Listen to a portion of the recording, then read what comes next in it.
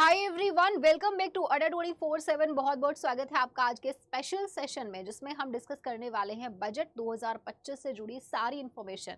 क्या महंगा हुआ, क्या सस्ता हुआ, इनकम टैक्स में क्या चेंजेस हुए, वो सारी जो जानकारी है वो इस वीडियो के माध्यम से आपको इस प्लेटफॉर्म पर मिलने वाली है। तो बजट 2025 को शुरू करने से पहले थोड़ा सा हम इसकी हिस्ट्री में जाएंगे। तो थोड़ा सा सबसे पहले हम ये समझेंगे कि बजट शब्द का कॉन्स्टिट्यूशन में कोई भी जिक्र नहीं किया गया है।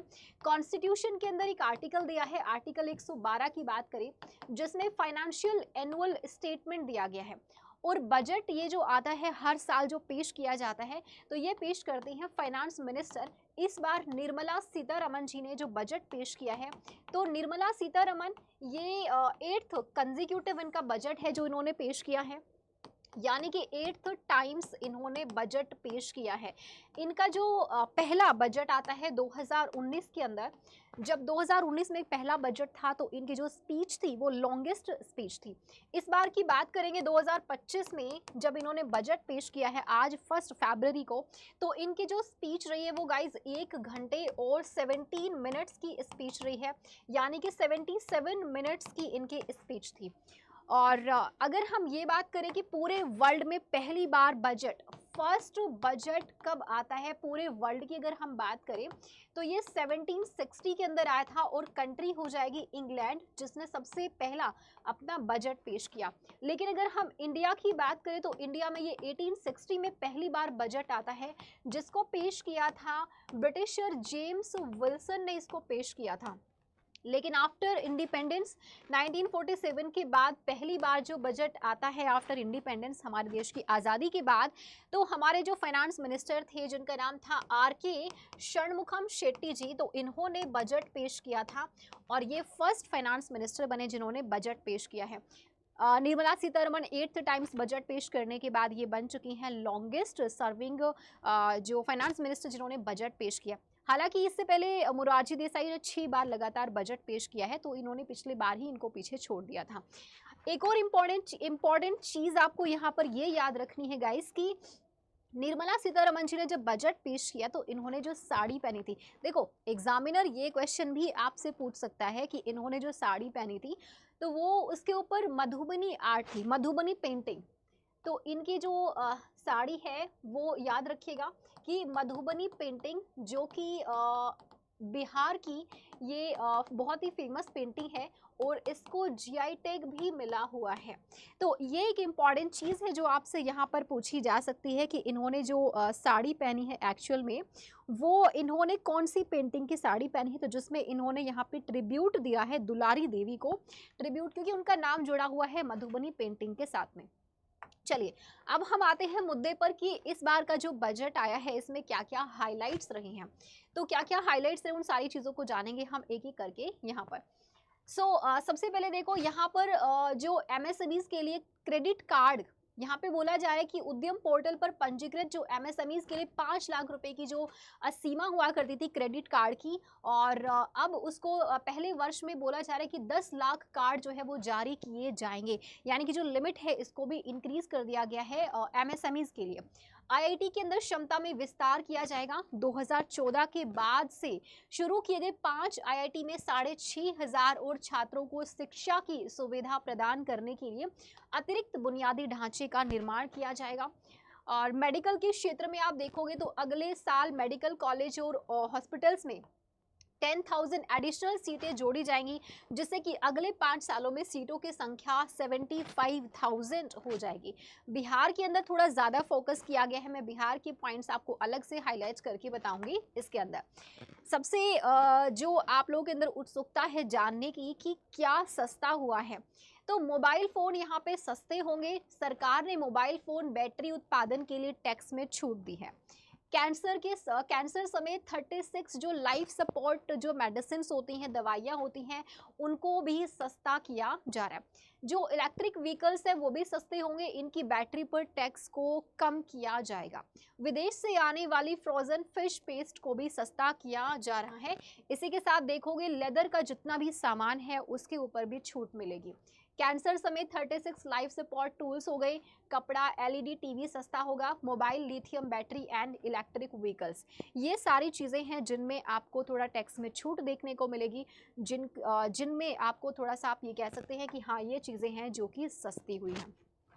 लेकिन इसी बजट में आप देखोगे तो बिहार के ऊपर थोड़ा सा फोकस किया गया है और बोला जा रहा है कि नए ग्रीनफील्ड एयरपोर्ट से जो बनाए जाएंगे, मखाना बोर्ड का भी फॉर्मेशन किया जाएगा, आईआईटी पटना की जो क्षमता है इसका विस्तार किया जाएगा, पटना में एयरपोर्ट्स की क्षमता को बढ़ाया जाएगा।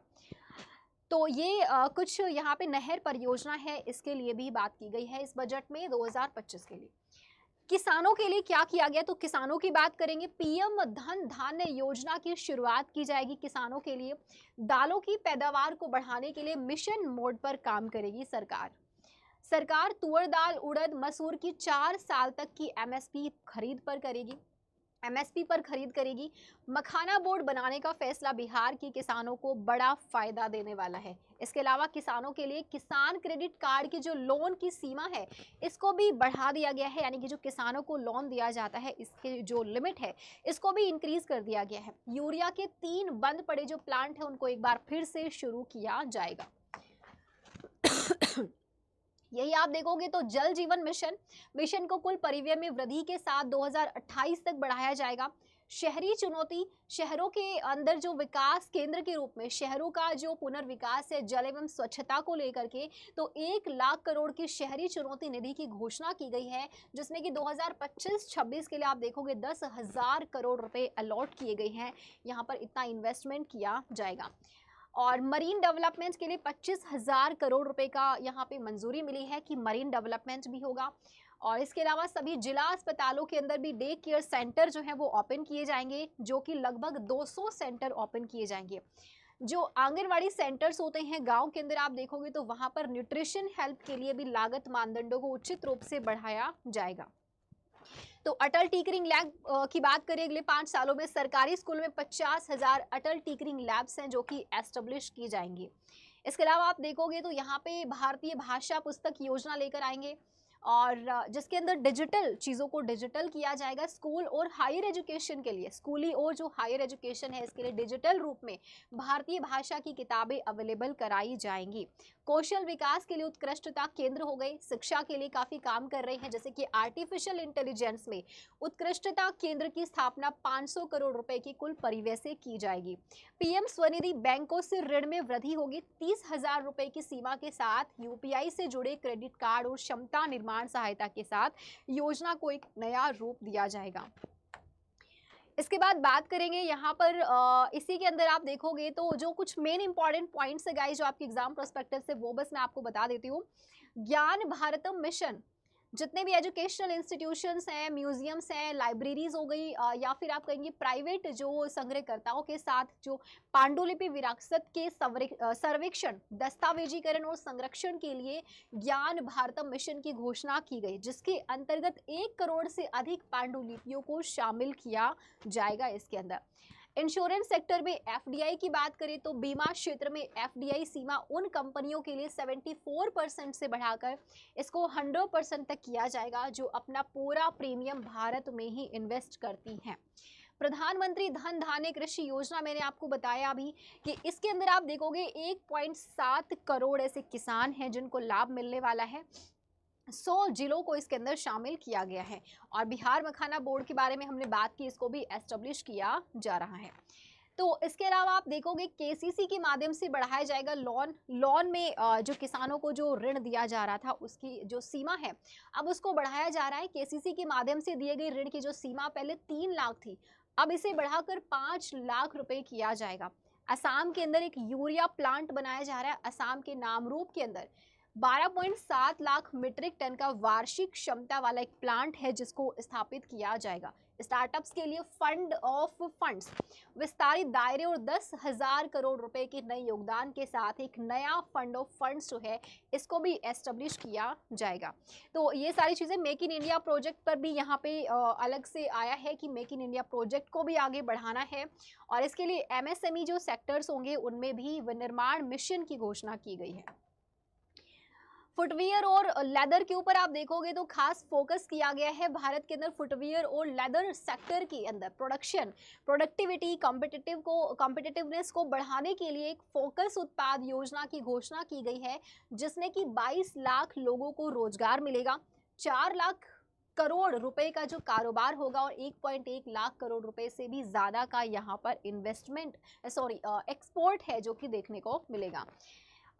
उसके अलावा खिलौना क्षेत्र में देखेंगे, यानी कि टॉयज के क्षेत्र में, तो यहाँ पर हाई क्वालिटी वाले जो सेकेंडरी नए और टिकाऊ जो खिलौने बनाने की योजना जो है इसकी भी घोषणा की गई है। खाद्य प्रसंस्करण के लिए सहायता, नई व्यवस्था के अंतर्गत 12 लाख रुपए तक की जो आय है इसके ऊपर आप देखोगे। अच्छा, यहाँ पर अगर हम टैक्स की बात करें तो टैक्स के लिए आपको अलग से यहाँ पे जो डेटा दिया गया है उसके बारे में भी बात करेंगे कि इस बार जो कहा जा रहा है कि 0 से 12 लाख रुपए तक आप देखोगे जो टैक्स फ्री है, यानी कि 12 लाख रुपए तक की अगर किसी की एनुअल इनकम है तो उसको कोई भी टैक्स नहीं देना पड़ेगा। तो ये इनकम टैक्स स्लैब वाला जो है मैं आपको एक बार अलग से बता देती हूँ कि इनकम टैक्स स्लैब को लेकर के यहाँ पर क्या दिया गया। अच्छा, टीडीएस की बात अलग से की गई है कि किराया आमदनी पर टीडीएस छूट 6 लाख रुपए तक की दी गई है। इसमें अभी तक आप देखते हो कि जिसकी इनकम 50,000 रुपये भी है तो उसको टैक्स टीडीएस देना पड़ता था, लेकिन अभी क्या है 1 लाख रुपए तक पर टीडीएस बढ़ाया गया है। मतलब 10% ही होगा, बट 1 लाख रुपए की इनकम पर अब टीडीएस को यहाँ पे लागू किया गया है। एंड इसके अलावा आप देखोगे 500 करोड़ रुपए से 3 एआई एक्सीलेंस सेंटर बनाए जाएंगे। देश में 23 आईआईटी में 6,500 सीटें बढ़ाई जाएंगी और भारत ज्ञान मिशन है जिसको शुरू किया जाएगा, जिसमें 1 करोड़ मैन्युस्क्रिप्ट का डिजिटलाइजेशन जो है वो होगा। अच्छा, अब टैक्स की बात करेंगे यहाँ पे। तो जो टैक्स की आप बात करें, अच्छा टैक्स के को लेकर के एक और बिल आने वाला है जो कि अगले हफ्ते ही आएगा। तो नया टैक्स बिल जो है वो अगले हफ्ते आने वाला है। तो इसमें यहाँ पे टैक्स स्लैब की अगर हम बात करें तो जो नया वाला टैक्स स्लैब आया है ये वाला हो गया आपका पुराना टैक्स स्लैब और ये वाला हो गया आपका नया टैक्स स्लैब। लेकिन आप देखोगे टैक्सेशन को लेकर के जो चीजें बोली जा रही हैं वो कुछ इस तरीके से बोली जा रही हैं कि अब आपका 0 से 12 लाख रुपए पर जो टैक्स होगा वो 0, यानी कि आपको कोई भी टैक्स नहीं देना है। 12 से 15 लाख अगर किसी की एनुअल इनकम है तो उसको 15% का टैक्स देना होगा। एंड 15 से 20 लाख के बीच में अगर किसी की इनकम है तो उस पर 20% का टैक्स लगेगा। 20 से 25% लाख एनुअल इनकम पर 25% का टैक्स, और अगर किसी की इनकम अबाउट 25 लाख है तो उसे देना होगा 30% का टैक्स। लेकिन मैं आपको बता दूं कि टैक्सेस को लेकर के अभी एक और टैक्स के ऊपर एक और बिल आने वाला है गाइस, जो कि अगले हफ्ते ही आने वाला है। तो उसमें देखते हैं कि क्या चेंजेस होंगे या फिर कुछ नया उसमें ऐड किया जाएगा। अब क्या होने वाला है ये तो नया बिल आने के बाद ही हमें पता चलेगा। फिलहाल के लिए इतनी जानकारी काफ़ी है। आपके एग्जाम प्रोस्पेक्टिव से क्वेश्चंस क्या क्या बनेंगे इसके ऊपर मैं अलग से सेशन लेकर आऊँगी, जिसमें हम सिर्फ क्वेश्चंस डिस्कस करेंगे कि एग्जामिनर किस तरीके से क्वेश्चन आपसे पूछ सकता है। और इसी तरह के लेटेस्ट जानकारी के लिए चैनल को सब्सक्राइब ज़रूर कर लीजिएगा, सो दैट कि मेरी आने वाली सारी वीडियोज़ का नोटिफिकेशन आप तक पहुंच सके। इसके अलावा कोई भी डाउट्स है तो आप कमेंट सेक्शन में मुझसे पूछ सकते हैं। Have a good day, wish you all the best, bye bye.